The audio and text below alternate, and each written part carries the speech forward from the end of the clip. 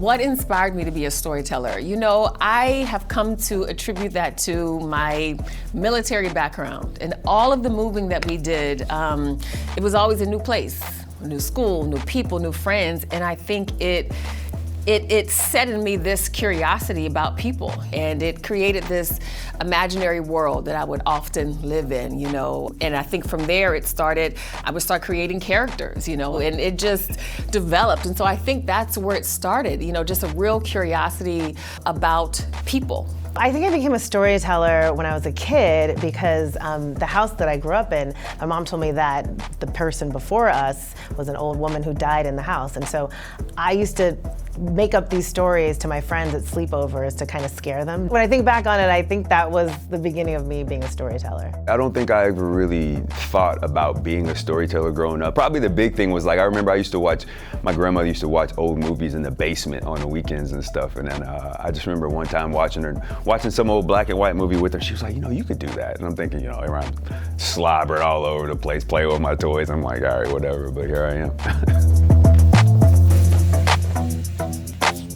My name is McKinley Freeman. Hi, I'm Emayatzy Corinealdi. My name is Raamla Mohamed, and this is a Storyteller Spotlight.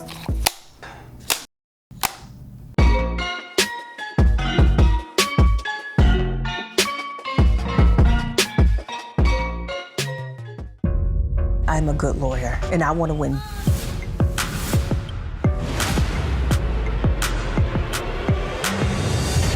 I killed JT. One of my best friends called me today to tell me that she killed her husband. So Reasonable Doubt is loosely based on an attorney named Sean Hawley, who's this phenomenal, bad LA defense attorney in Los Angeles. She's black, she's a rock star, and Kerry Washington and Larry Wilmore wanted to do a series about her, and we're trying to find a take on that. And they came to me, and I met with Larry, and they just wanted to know the kind of show that I would do based on Sean.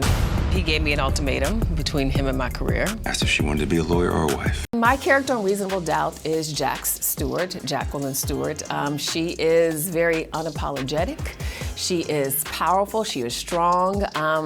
She's a leader, you know, she's a fighter, but she also has all of her faults and all of her flaws, and they are there. They are laid out, and that's what I love about her. You know, she's just not perfect. She is not perfect. She can be a hot mess at times. You thought you had a perfect little life with your perfect family. No, listen, you know damn well I didn't have a perfect family. She'll make you want to throw your shoe at the TV, and that's all right, because that is life.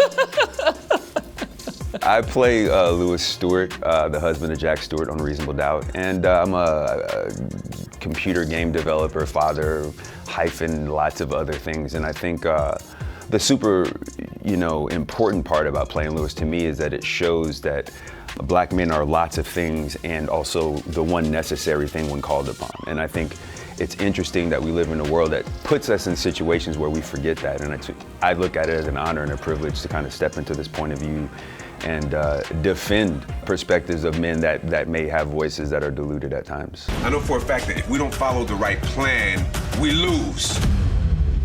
Well, I suggest you take some of that bass out your voice, homie. I think at its core, Reasonable Doubt is a love story in reverse.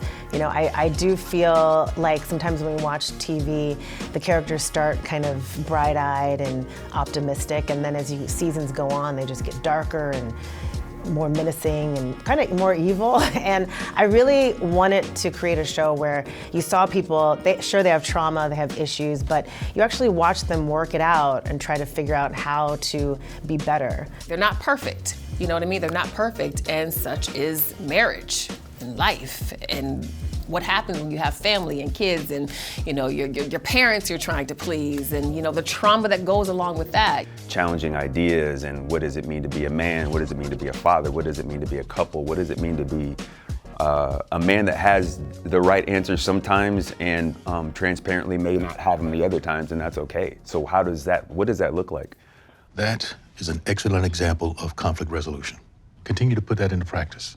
Jax is doing couples therapy, but she's also seeing her own therapist, so that's showing her level of commitment to her own healing, her level of commitment to the marriage, and it's something that is not talked about a lot. And it is especially not talked about a lot in the Black community. I think there's still a bit of a stigma around therapy, period. And couples therapy really can be a tool that I think a lot of couples can use if they give themselves that permission.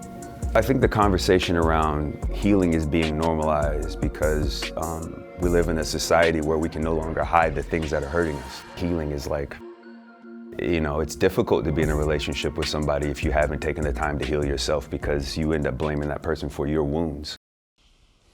The world will be better and safer if we had more men like you.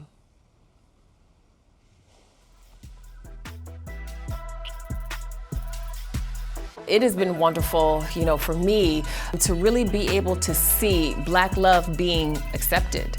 Black love is everything. It's the memories of your mom waking you up in the morning for school. It's your grandfather taking you to the hardware store to get the materials to teach you how to build things. It's walking with your sisters to the bus stop. The first girl you had a crush on in middle school. It's everything.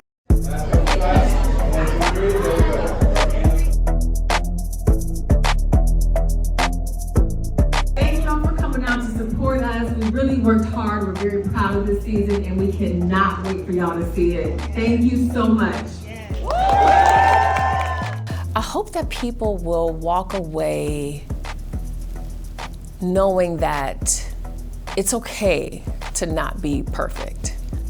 Giving yourself grace when things don't go perfectly, when you make mistakes, you know, especially in marriage, when you have a lot of things that happen, you have these two people who are trying to figure it out.